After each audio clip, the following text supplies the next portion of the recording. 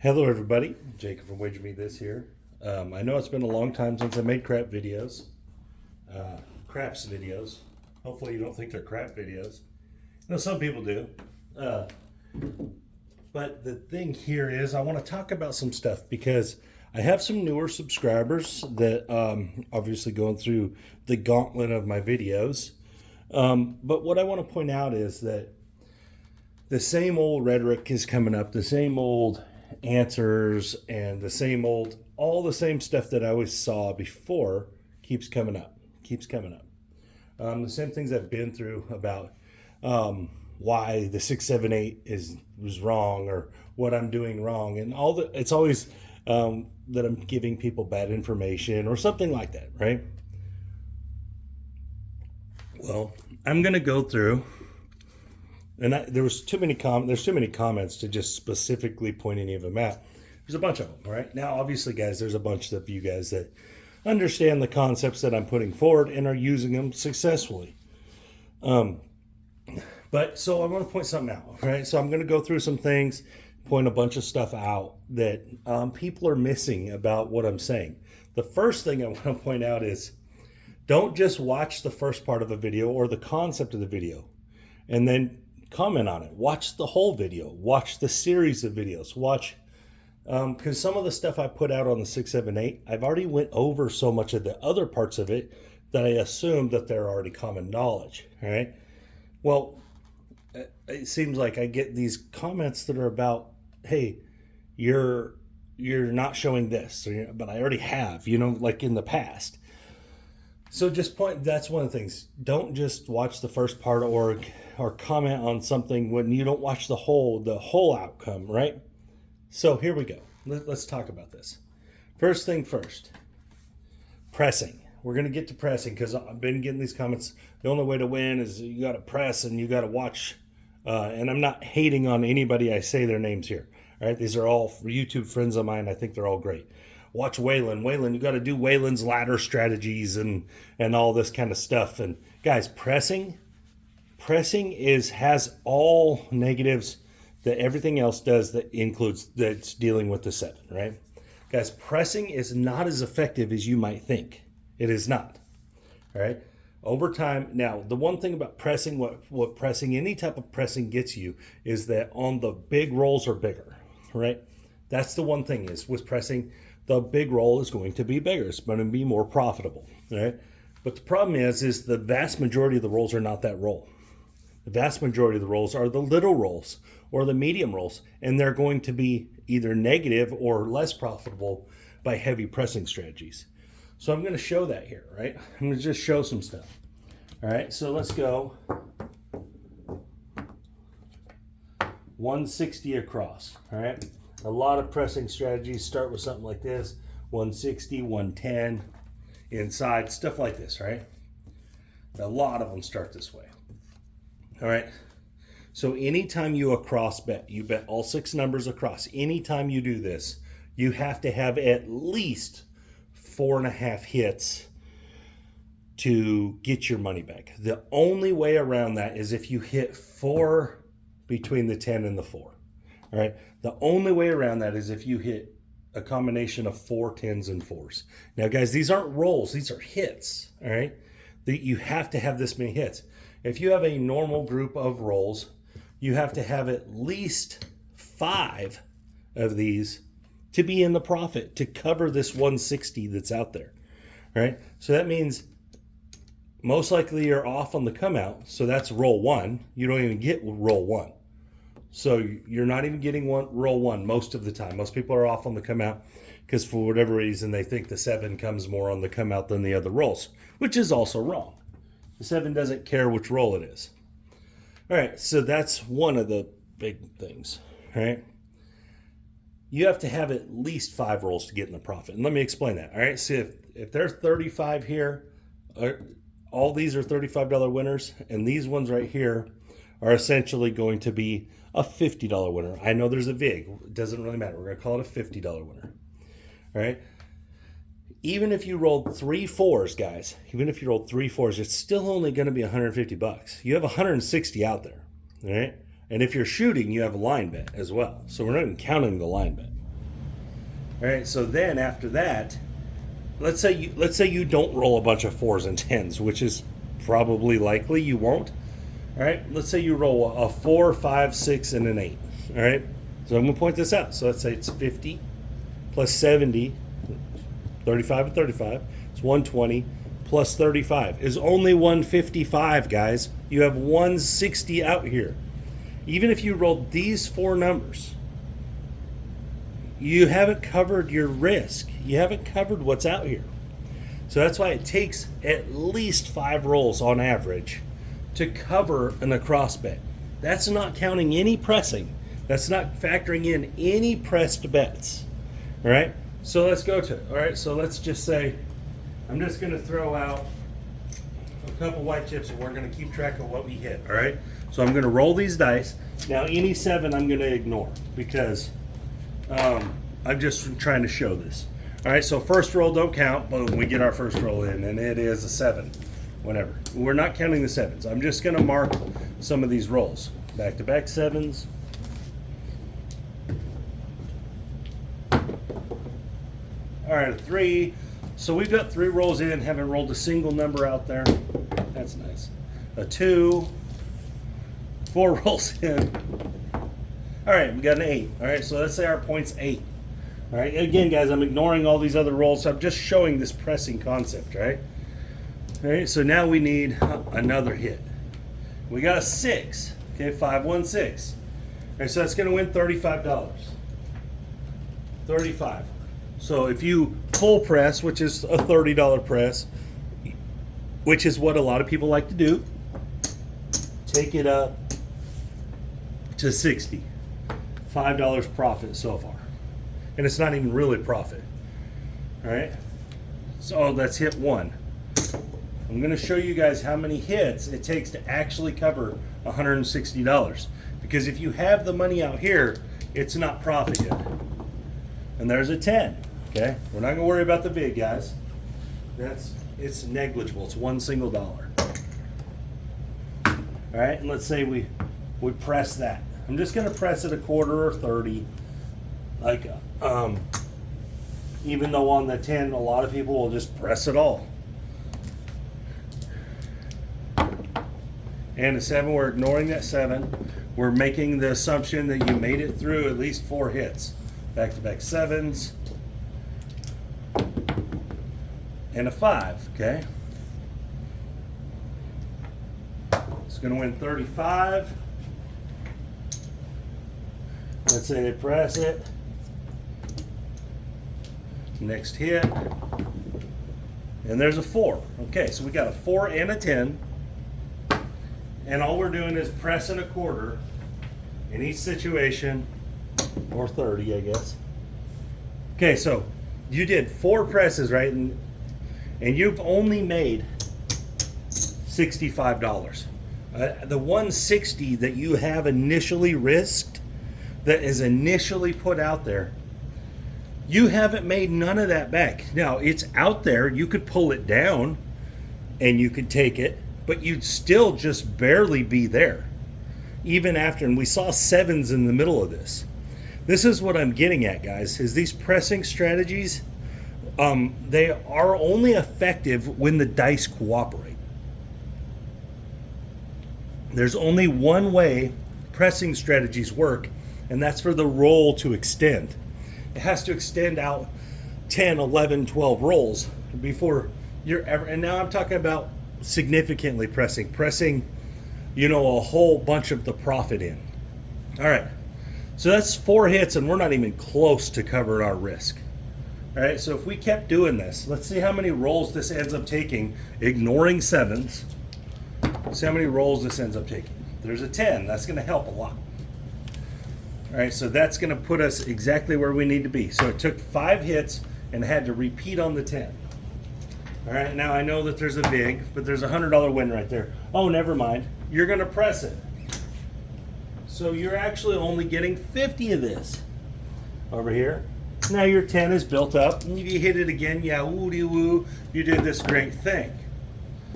All right, and then you're all of a sudden in profit. And there's the 5. Okay, so that's going to win 70. Remember, there was already 7s put in here. So let's say we press it up halfway or whatever, or a quarter is what we said, right? So this is how long it took us to cover the initial 160. There's 125, 150, 160. It took us, oh, hold on.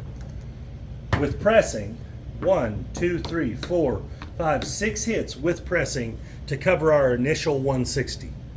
6 hits, guys, and we for sure saw 7s in the middle of that. I was ignoring them because I'm trying to show you guys that this pressing stuff doesn't work that well. It doesn't. There's a reason why people lose a lot when they just press. There's a reason behind it. It's because if that was the correct way to play, if that was the most profitable way to play, the casino would lose their ass. The casino's not going to allow that as an effective way to play. It's just not. But it's promoted. Hey, you see it all the time online, in books, in craps books. Oh, you gotta press up for that long roll. That way you make $10,000. Come on, guys. All right, so that's the first example of why something doesn't work. All right, I'm not saying to not press. I'm not saying that at all. What I'm saying is don't get crazy with pressing, all right? So the next thing that people want to argue about all the time with me, or want to criticize me about, and guys, don't get me wrong, I don't mind the criticism at all. I don't, because what is YouTube without criticism, without praise, without the commenting? You got to have the back and forth. I don't want people that watch my channel for actual real craps information to learn how to play the game to get skewed by comments that aren't really true, that only have half-truths in them. And that's what I'm getting at here. All right, so power pressing or full pressing, guys, is not the path. It's not the path to success.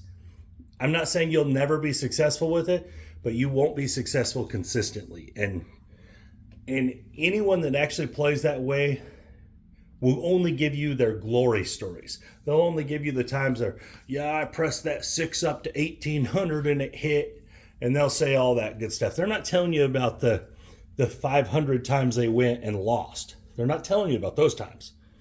They're only telling you about the great time, right? The time it went perfectly, right? And that's not what I do on my channel. I tell you about the real in craps, not the make-believe, not the fantasy crap stuff where magic happens. All right, I'm not saying that's never going to happen to you. It is. You're going to have a time on the craps table where everything goes right and you make a pile of money. It's going to happen if you play any amount of craps. But you're going to have a whole bunch of times where it doesn't go that way. Way more. So that's what I'm getting at here. Okay, so that was one example of why pressing really doesn't work, because you got to meet your initial risk. If you don't meet your initial risk, guys, you're only still playing in the negative, no matter how much money you have out there, because this money out there, every roll is in jeopardy. If you're playing against the 7, every single roll, that money is in jeopardy if you're playing the 7. If you're playing against it, you're saying, hey, I'm going to beat you 7, so I'm going to put all this money out here that I can lose in one roll. All right? Guys, that is a negative way to play. It's not going to work. Not over time. You have to do some other things. So another thing I find is that a lot of craps players, especially newer players, think craps is something like a set it and forget it type game. A lot of strategies are set it and forget it. Guys, no strategy is set it and forget it. There is not, unless you're just playing only the don't. If you're only playing the don't, sure, it's a set it and forget it type thing. Whatever happens, happens. All right? But if you're playing any type of strategy, there is more than just the initial. There's more to it than just the initial. You have to make moves. You have to make adjustments in every strategy. Even the old strategies like the Iron Cross and this and that, you still have to make adjustments. You still have to, or 3-point Molly, you got to change odds. You got to figure out what you're doing. All right? Guys, no strategy is set and forget it. And no strategy that I put out is set it and forget it. There is none. So don't just think when you see it, oh, this should work, and then it doesn't work, but you didn't follow the rest of the rules. You just took the strategy at face value and said, oh, it didn't work. Generally not true. All right, so here we go. So that's my set it and forget it rant. Don't play set it and forget it craps. That's silliness. The casino wants you to do that. The casino wants you to just throw your money out there, set it and forget it. All right? So I want to show you something else about across betting. I want to show you that the across betting, when you bet all 6 numbers across at even values, say 160, is no different than just betting the 6 or the 8 individually. And I'll explain it to you why. Now, I say no different. There is a difference, but it's not a difference in win rate. Because essentially this takes 5 hits to get your profit, right? This takes 5 hits. We just went over that. This takes 5 hits on average. It's actually 4.6 something. 4.6 hits on average, but 5 hits on average to get to the point where you're profitable, to get to where you've satisfied this $160 risk out here. And you can make it any one. You can make it 96 across, 32 across, whatever. It doesn't matter. I'm using 160 because most tables, this would be what you had to do. Some tables would be 96, but 96 I have to deal with too many white chips. All right. So here we go. So you have to have at least 5 hits, not 5 rolls, guys. 5 hits to satisfy this. Well, that's with no pressing. With no pressing involved at all, you have to have at least 5 hits. Not 5 rolls, 5 hits. All right? That is no different than putting a $30 6 or $30 8. Why? What are you saying? What, Jacob? What are you talking about? Because this is 5 out of 6. 5 out of 6. You have 5 ways to win, 6 ways to lose. It's the same thing. You have 6 ways to win, or six combinations, but you have to hit 5 of them. It's the exact same thing. All right? It's the exact, the playing just the 6 or just the 8 will exactly pace playing this. All right? It will exactly pace it. You're going to be just as profitable or not profitable playing just 1 6 or 1 8 as you are playing across. Over time, overall, guys, this is going to happen. I know people are going to give me all this math and say, no, it's not actually right because you could this or that. That's not what we're saying. We're talking about this set and forget it crap that people put out there.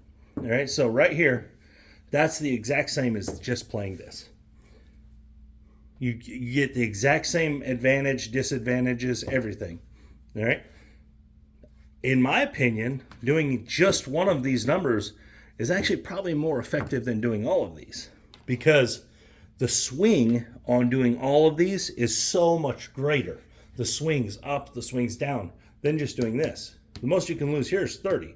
If you win one roll, if you hit one time, you're in the profit, right? Which here you have to hit 5 times to be in the profit.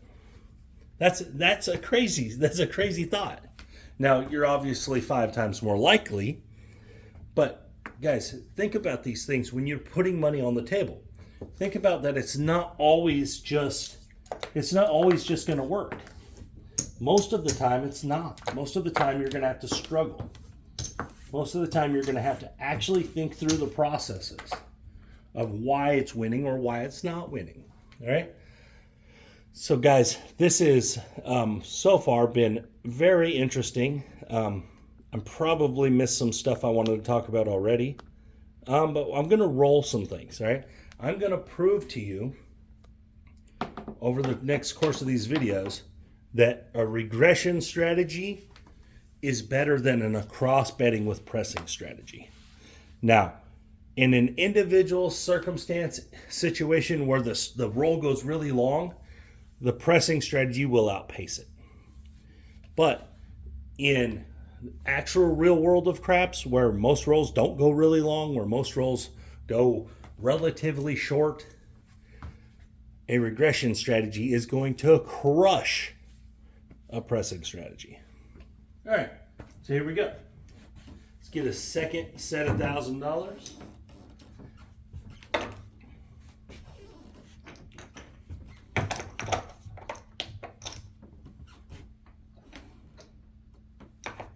get this worked up here.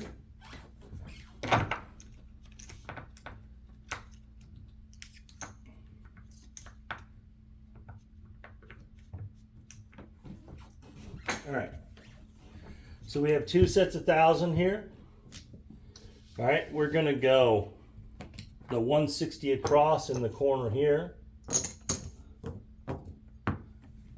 like this.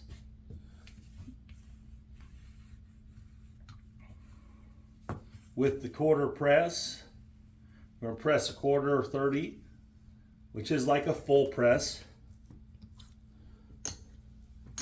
And then this one, we're gonna put it in the other corner in the front here.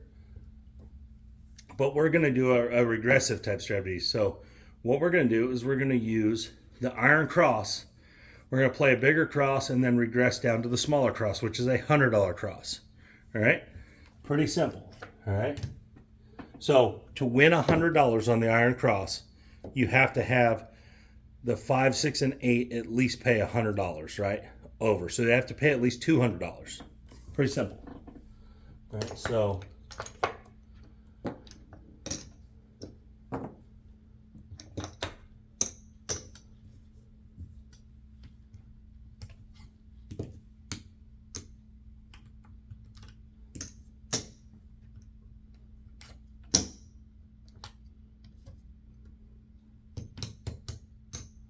that's 150, 210, 210. You could actually go 180. Let's go 180. 180.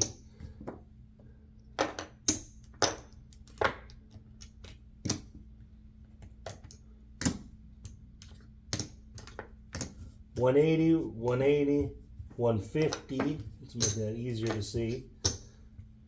And then $100. All right. Now, people right here, I know what they're already going to say. Yeah, but if you roll that 7, man, if you roll that 7, you're going to lose all that money. Guys, you have an 84% chance that this iron cross hits before the 7. 84%. All right? Everything's working. Everything's working on both guys, at both sides. 84% of the time, the 7 is going to roll, or 16% of the time 7 is going to roll. So that means 84% of the time this iron cross is going to win. All right, here we go. Ace, ace. All right, that's going to win $200 on the iron cross. Double. You're going to be able to regress down to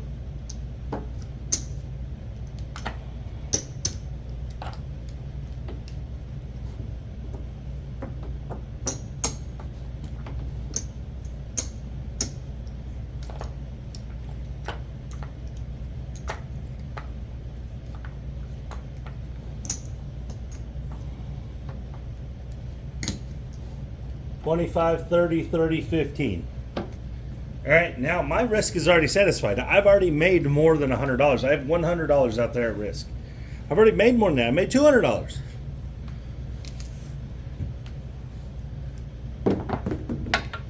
And a 10. Okay. Remember, everything's working. That's the point. Iron cross guy's going to win 15. Iron cross regression guy. And the 10 can win 50. We're going to add that to it. The cross presser. All right, next roll. 6. Okay. The iron cross guy's going to win 35. Loses 15. Replace it. Collect. The 6 is going to win 35. Press 30.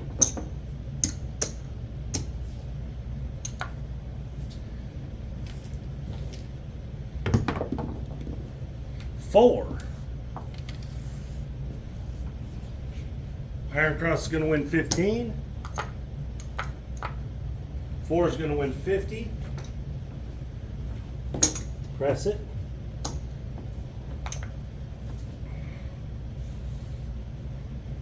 Sorry, I didn't have those where everyone could see them. My bad. 7 out. Imagine that.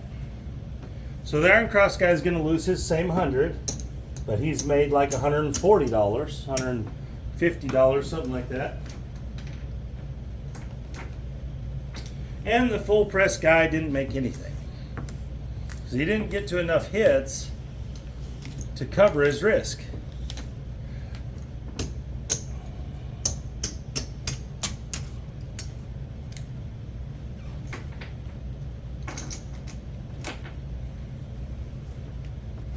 All right, redo. Redo. This time, instead of using the Iron Cross, I'm going to use the across bedding. All right, just like the other guy.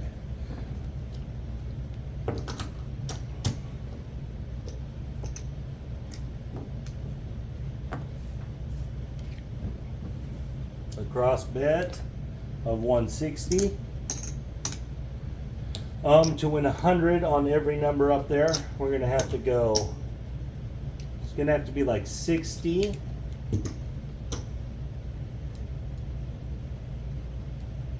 75, 90, 90, 75, and 60. All right, one hit on any of those numbers, we're going to regress down to 96 across. The other guy's still pressing. Everything's working. 4, okay.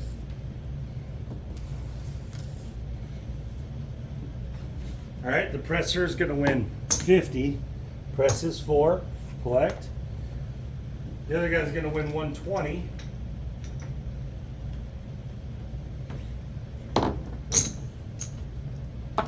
Collect. He's going to regress down to 96.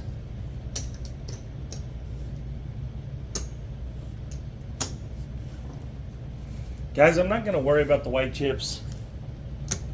I'm not going to put the little caps on there. It's just a bunch more crap. We know that those are $18 bets. If it loses, I'll take $10 out at the end. Or 6 or whatever y'all want me to do. All right. 4 is the point. Here we go. 6. Okay. This guy's going to win 21. I'm not going to get the dollar out. The other guy's going to win 35. He's going to press 30. This guy's going to collect. 10. Okay.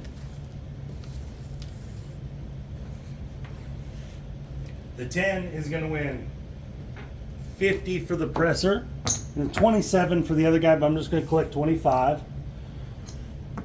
And we're going to stack that up there. And he's going to collect his money. And a 10 again. Uh-oh.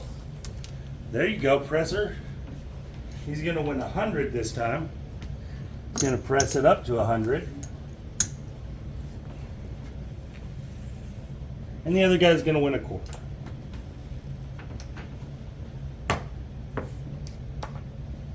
Here we go. And a 6. Very nice. That guy's going to win 70. He's going to press it up to 90.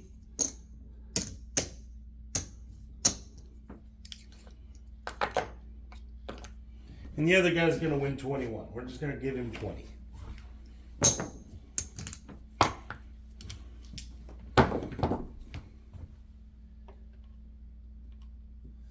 Three, 2, 5. All right. Guy's going to win 20. And the other guy's going to win 35. This is a good roll for the presser. Really good roll. I think just now he's in profit. And an 8. Okay. 35 and 20. Okay, so 35 for this guy, 20 for this guy.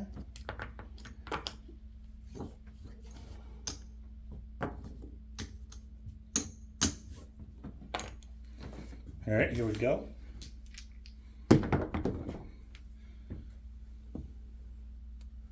Seven out.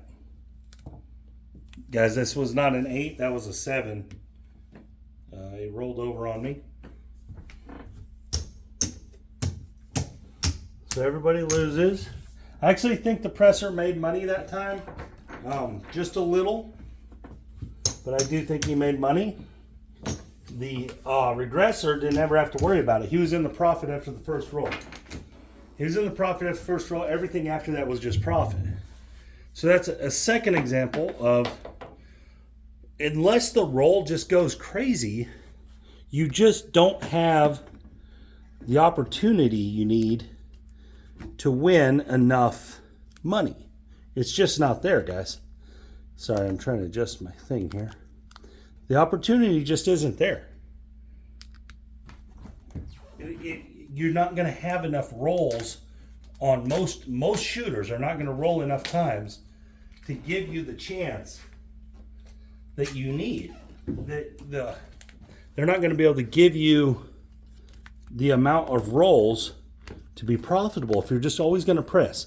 And now I'm giving a very bland example of pressing. Very bland, right?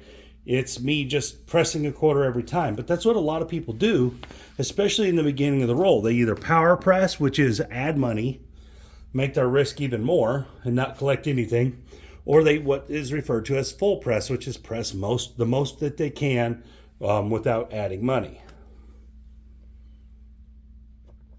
Guys, those strategies, they're only good when the roll goes good. That's it. That's the only time they're good.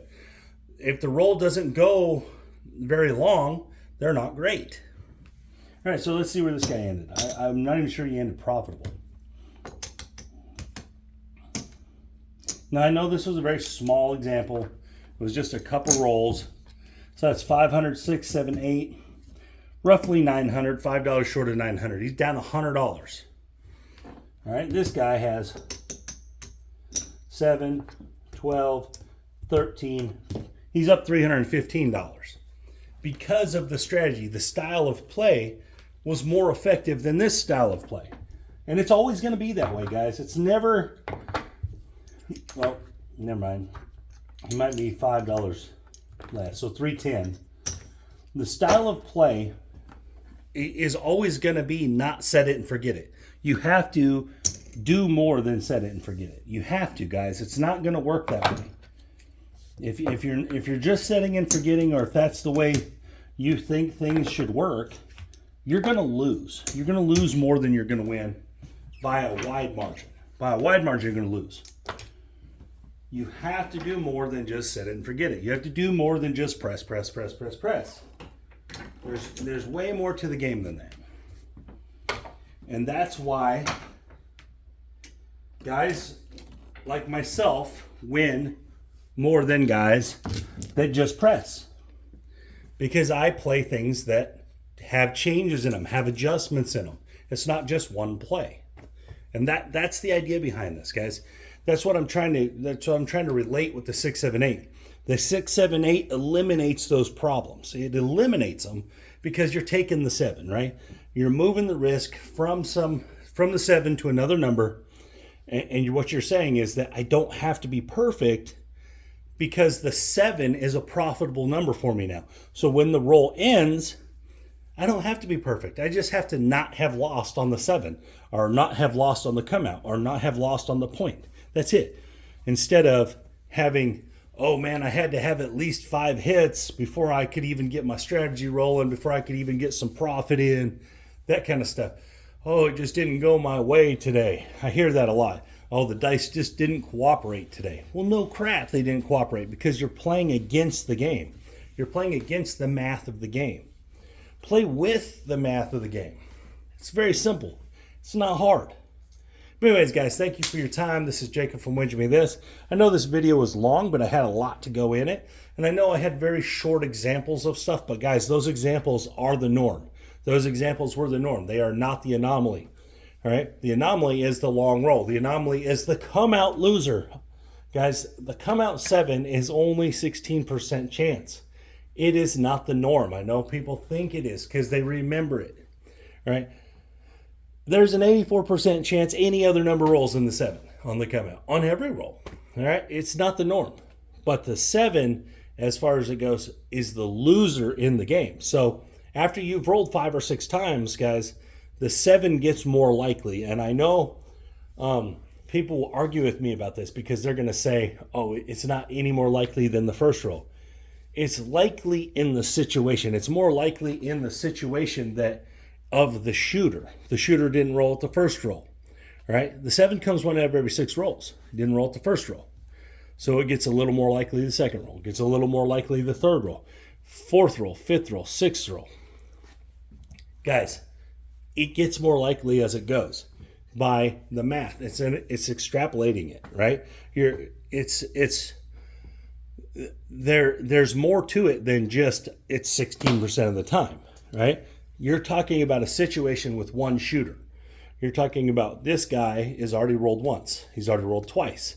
If the average is 1 out of 6 times and it doesn't come in within those 6 times, you're beating the average, right? The likelihood is that it's going to come between the shooter's 4th roll and his 8th roll, right? That's the highest likelihood that it's going to come. If you went to the casino and you just watched 100 shooters shoot, most of the 7s that they roll will come between the 4th and the 8th roll. That's the math of the game. That's how 2 6-sided cubes labeled 1 through 6 work. Right? That's how it works. It's not disputable. But anyways, guys, thank you for your time. It's Jacob from Whinge Me This.